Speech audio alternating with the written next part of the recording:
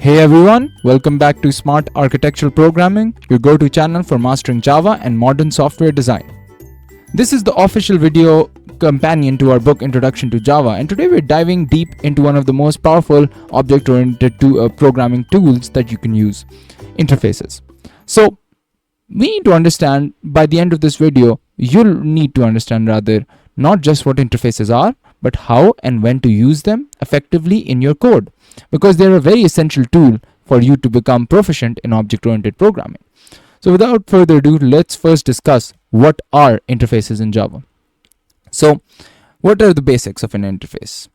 An interface in Java is like a contract. It defines what a class should do, but not how it should do it. Basically, if you see the code here, you see the code here, and in particular focus on line 1 to 4. Let me bring my marker here so it makes things a little more clearer.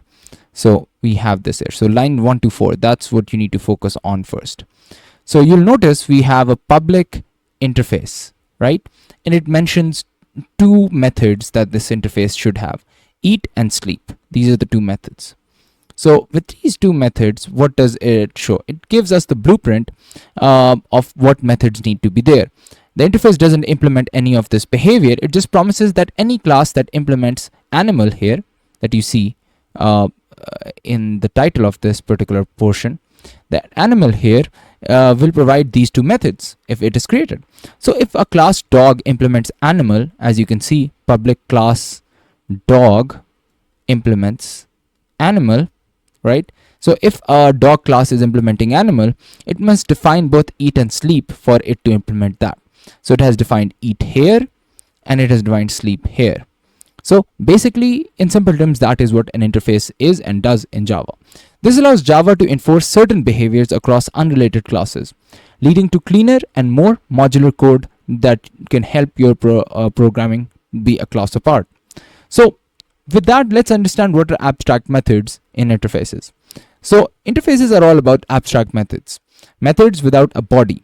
Before Java 8, every method in an interface was abstract and implicitly public. But remember, no method body in the interface. The implementing class must provide the logic. So as you can see here, there's no body here. So the implementing class must provide the logic, explicitly. So what are interface constants? So did you know that interfaces can also contain constant values? Any variable defined as in an interface is implicitly public, static, and final. It cannot be changed, which means it is a constant. Think of it this way, as a way to define unchangeable shared settings for your applications, as you can see in the code above. So we have these two values here, and always use capital letters, all of them. For a variable name in all caps is usually a constant in programming.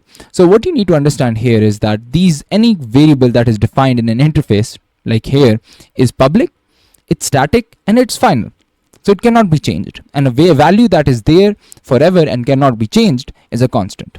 So that's what are interface constants. Any variable defined in an interface is a constant, basically. So what are multiple interface inheritances, right? So Java doesn't allow multiple inheritance with class, but interfaces are a different story. They allow you to do that. This is a big win for flexibility, right? A class can implement multiple interfaces, gaining behavior contracts from many sources. So as you can see, we have defined two interfaces here: flyer here and swimmer here, right? These are two interfaces. But when we implement duck, we tell him implement flyer and swimmer. So it's using two interfaces to define a class called duck, right? And that means it can gain multiple inheritances in a single class.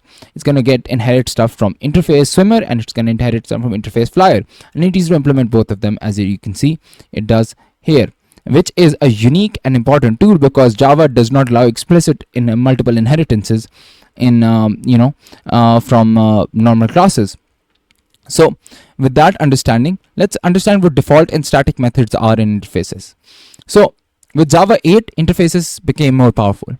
They can now include default and static methods with multiple implementations. So default methods allow backward compatibility and avoid breaking changes in large systems, while static methods belong to interface itself and can be called like this logger.print version function. So what does this mean here? We see an interface log here. There's a default method, as you can see, default void method, which is log, which means that it's backward compatible and it avoids breaking your code or code base of large systems when it is implemented as a recent and as an addition in recent updated syntax. But it also has print version function, which is static method, as you can see here. This static method basically can be called like logger.printhouse print version, and it should work basically. So what you need to understand is there's static and default methods in that can be used within methods, static and default methods that can be used in interfaces, and how you use them. Default methods are used to become backward compatible, while static methods are used to do simple implementations outside of the class basically. So what is the difference between interface versus an abstract class? In simple terms, people often ask this: when should I use an interface and when should I use an abstract class? Let me put it in, do a simple comparison here. When we talk about multiple inheritances, interfaces allow you to do that. Abstract class do not allow for multiple inheritances. When we talk about constructors and requiring constructors, interface does not require constructors, while abstract class requires constructors. When you want to do method implementation, interface has default and static method implementation, while generally abstract class just allows you to implement methods. And when you need to have fields or values, interfaces allow only constants, and abstract classes allow both instance and static variables. So in gist of all of this, what you need to understand is that you use an interface when you need to define a contract for unrelated classes, and you use an abstract class when there is a shared code or static across similar interfaces. So to recap, basically what you need to understand is that interfaces in Java are a powerful tool for abstraction and flexibility. Whether you're enforcing design contracts, combining behaviors, or taking advantage of Java 8 features, interfaces are a core part of writing clean, scalable Java code. Furthermore, if this with that, I think we'll be closing up a conversation on this particular topic. If this video helped you in any way, give it a like, subscribe to Smart Architectural Programming, and don't forget to check out the full chapter in our Introduction to Java book for exercises and deeper dives. Hit the bell icon so you never miss a bite of Java wisdom. And with that, we're going to wrap up and see you in our next video.